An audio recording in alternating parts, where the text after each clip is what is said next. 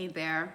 3 things that can give you more life. I want to talk to you really quickly about ferments and give you 3 free recipes that you can take into your everyday life and maybe gain more immunity, more energy, and more nutrients from your food. So fermentation actually creates nutrients in food. It can create vitamin C, it can create B12, vitamin K, are all created by that lacto fermentation.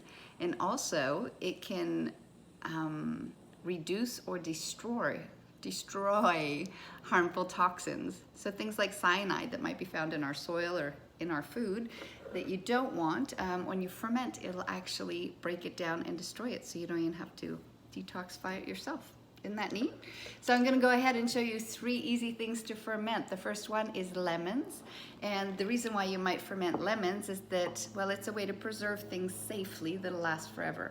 So once these are fermented, you might do 4 to 6 weeks. I like them a little bit more of a strong, bright umami flavor.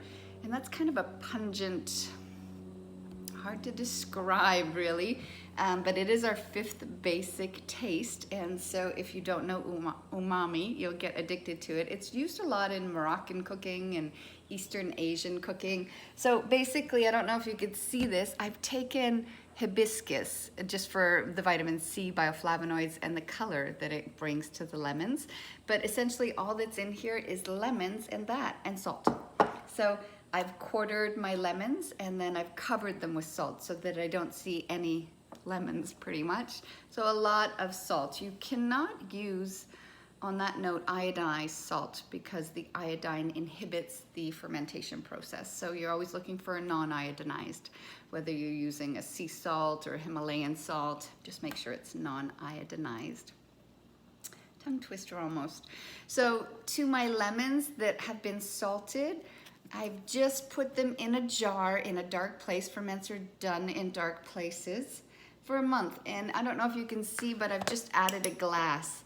And I've put the glass in there upside down and it pushes the lemons into the lemon brine, into that lemon juice. So there's no water added. That's just lemon juice that's been secreted from drying out of the lemons. As well, I've added, to be honest, almost another bag of lemons to ensure that I have an equal fermentation. I want them to be fully submersed. So after a month, to stop the fermentation or to slow it down, you can go ahead and put them in the fridge and then they'll last forever. And they're way more nutritious. So if I haven't said that already, things become more nutritious when you ferment. They also break down carbohydrates faster and help us absorb our proteins and amino acids. So all kinds of reasons why you might want to ferment, other than boosting your immune system. So here is kombucha. I'm gonna share this recipe really quickly with you. So to make your basic first ferment, your tea, you'll take somebody will gift you a mushroom, and they're called scobies. So I've got a SCOBY hotel here. Every month they produce a new mushroom. So you can go ahead and collect those in a separate jar so that caring is sharing. You can share them with somebody. Or if you know you have these dirty garden hands in the summer and you ferment, your batch doesn't work out, you can start again with the new SCOBY. So the recipe, okay, it's 4 cups of steamed, so you're gonna make a tea first. You'll take 4 cups of water, 2 cups of black tea, and then 3/4 cup of a sucanat or a sugar cane. And you're gonna steep that for about 15 minutes. Then go ahead and strain it, and you'll add that to 8 cups of water. So I'll put 8 cups of filtered water in here, and I'll put my 4 cups of my new steep tea in there. And then I'm using 2 cups of this brew, of the old brew. So your old inoculation you'll use to re-inoculate this batch, and it'll make it stronger and faster. So whoever gave you the SCOBY, ask them for 2 cups of their brew, yeah? And then you're just basically adding your SCOBY back into it once it's at about 70 to 90 degrees, yeah? And then cover it, put a nice little muslin cover on it, and then I put a dark tea towel over it and put it in a dark closet and let it sit for a month, or at least 10 days, yeah? After 10 days, remove your SCOBY from there, and then you're ready to bottle it and to add a second fermentation with second flavorings. So to my second fermentation, rather it's this one, You can probably see in there, I've got pureed rhubarb and ginger. Yeah, so it's rhubarb season right now, lots of rhubarb available. I've put about a quarter of fresh fruit in there, a quarter of the rhubarb pureed in a bullet, one of those, yeah, and then with a little ginger. After about 5 to 10 days, depending how tart you like it, so if you like it tart, let it go longer. I let mine go up to 10 days so that it has used up a lot of the sugar, and it gives it more of a tangy and a fizzy flavor. And then, so you'll strain it and then put it in the fridge, and that's good to drink then. So you can see the filament, or rather the sediment that it leaves, and you want to just give that a little stir and make sure that you're drinking that. So get it all into you. So just before you drink it, give it a little stir. So that was it. That's Kombucha 101, and you can play with lots of recipes and flavors, and go ahead and leave me your favorite recipe in the comments. I would love to hear from you, and I'd love some new recipes. I'm just playing with all this, really. And this is kvass. So I feel like I've talked a lot, and you can just watch a kvass YouTube video. Usually I do kvass with beets and garlic, turmeric, ginger. It makes a nice strengthening, immune boosting, liver flushing, blood purifying, colon cleansing, pre-digested, la la la la la, all the goodies.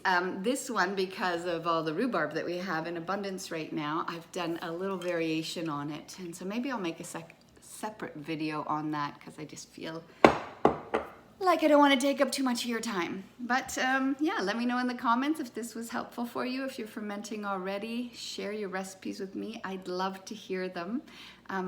Oh, sourdough, I almost forgot that.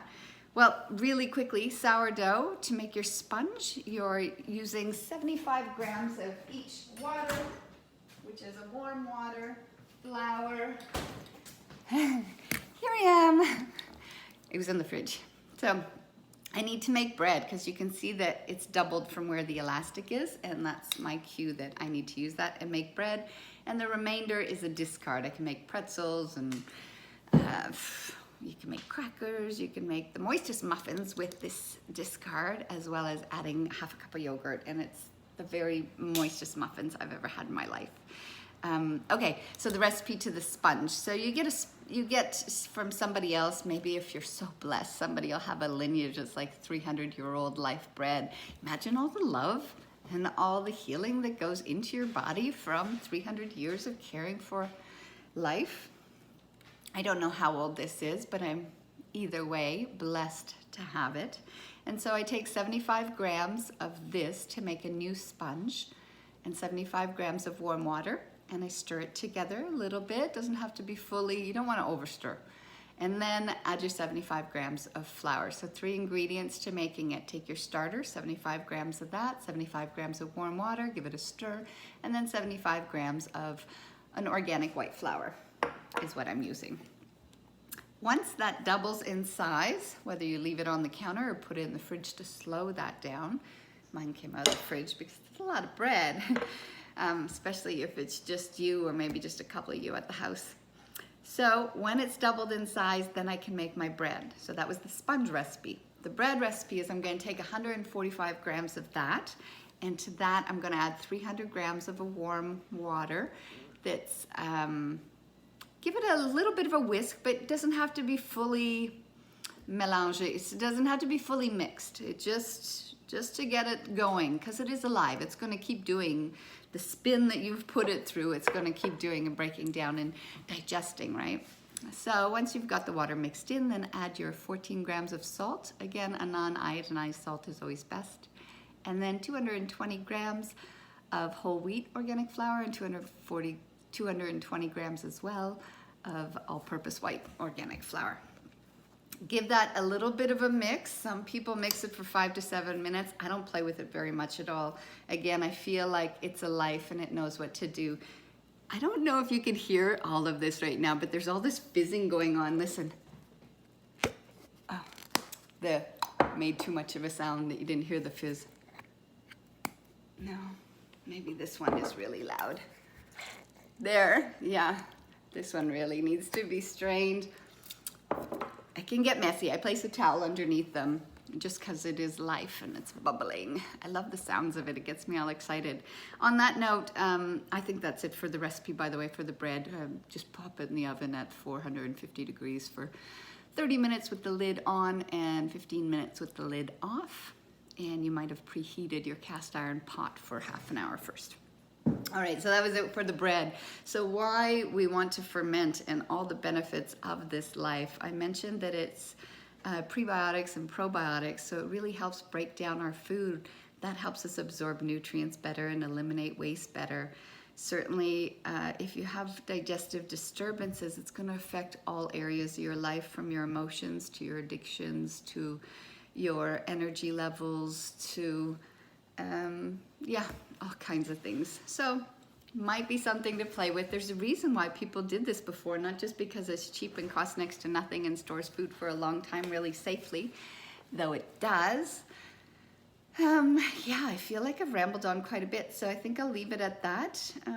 If you have any questions, I'd love to hear from you. If you have some fermented favorite recipes, please do share them with me. I would love to play with some new ferments. I feel really blessed and honored that taking care of some life takes care of me.